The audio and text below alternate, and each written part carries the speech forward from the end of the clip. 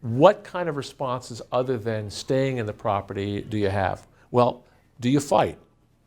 I've had people that come to see me and they've hired attorneys and paid the attorneys a lot of money to fight a foreclosure. There are times when there are defenses to a foreclosure and there are good grounds to fight a foreclosure.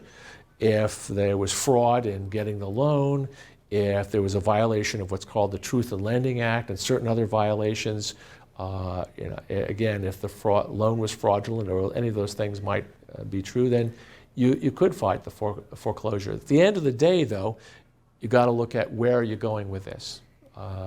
Even if you have a valid defense, you may not be able to keep the house. It's very, very rare. There's one case recently where somebody actually got a free house because the statute of limitations is run. But for the most part, fighting the foreclosure is basically buying time, and it's an expensive process. But that's a choice you have to make. Short sales, deeds in lieu of foreclosure. People say, well, I want to sell the property, and what is a short sale? Well, the short sale is where the lender is agreeing to take less than the full amount that they're owed, and they will release their mortgage on the property so that whoever buys the property can get clear title. And that is fine. If you do that, though, first of all, you have to get the lender to cooperate. The foreclosure process continues on even if you're doing that. And you lose an important protection under the Fair Foreclosure Act. If you let your property go to a sheriff's sale, the lenders, if the first mortgage lender has 3 months from the sheriff's sale to sue personally. First they have to do the foreclosure, then they can sue for the deficiency. Let's assume, for example, that the house is worth $100,000 and there's $200,000 owed on the mortgage. In order for them to sue the borrowers personally on the note, they have to do it within 3 months of filing of the actual sheriff's sale. But if you do a short sale, you lose that right, and now they have 6 years to come after you personally. So short sales have that disadvantage. Nowadays, most mortgage lenders, as part of a short sale transaction, will agree to waive that deficiency right. That is, they'll agree to waive it and say, okay, we'll take what we can get at the sheriff's sale or at the sale closing, but we won't look to you for anything more. That doesn't always happen, but if it does happen, that's good. There's a downside to it. We'll talk about that in a minute.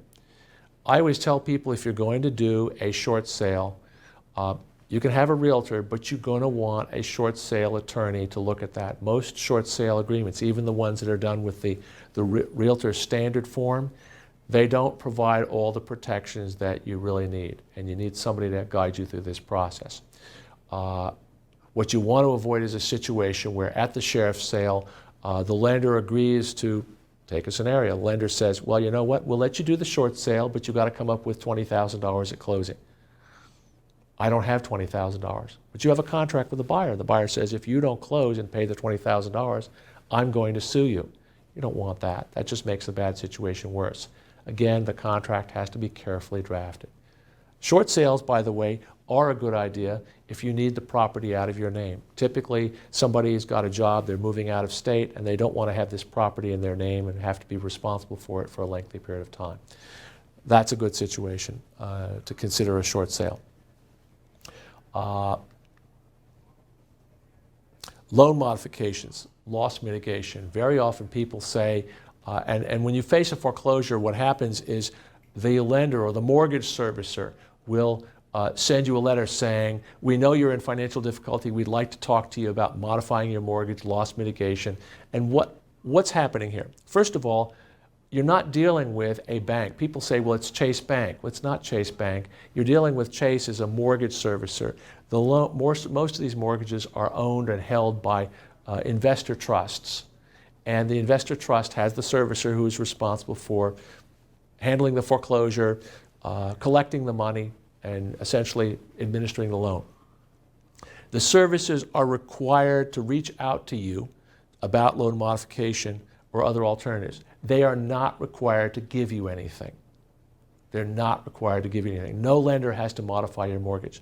People come to me and say, you know what, The house is $100,000 underwater. Why won't the lender agree to cut the loan balance? Why won't they agree to something that makes sense? Yeah, it would make sense if you're dealing with a normal businessman. You're not. You're dealing with a servicer. The servicer is an institution. They have their own governing rules, and they have federal rules and regulations and a lot of other things going on. Their hands are tied. I'm not saying that loss mitigation, loan modifications don't happen, but while they're going on, the foreclosure is still continuing.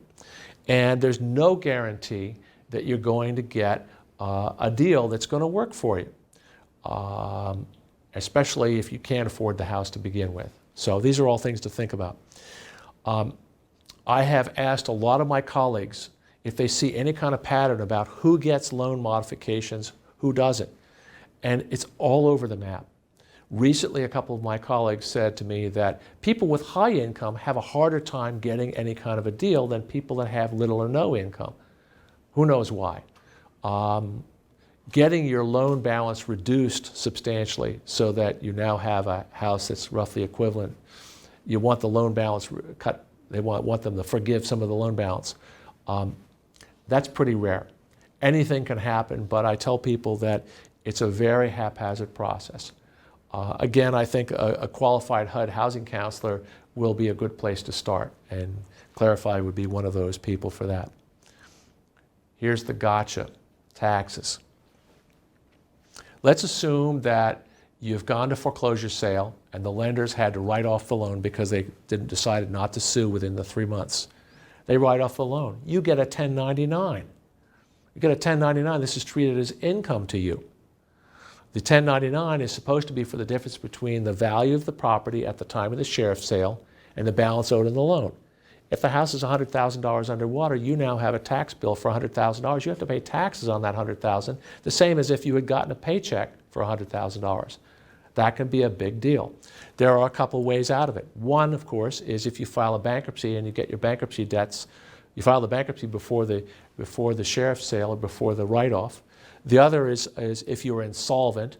Again, you need a CPA or a tax attorney to help you with this. There is a law called the Mortgage Debt Relief Act of 2007. Congress in early 2005 finally extended it to December 31st, 2014, but it's no longer in effect right now, and it has certain kinds of limitations. So this is a major issue that you need to look at. Again, one of the things to think about.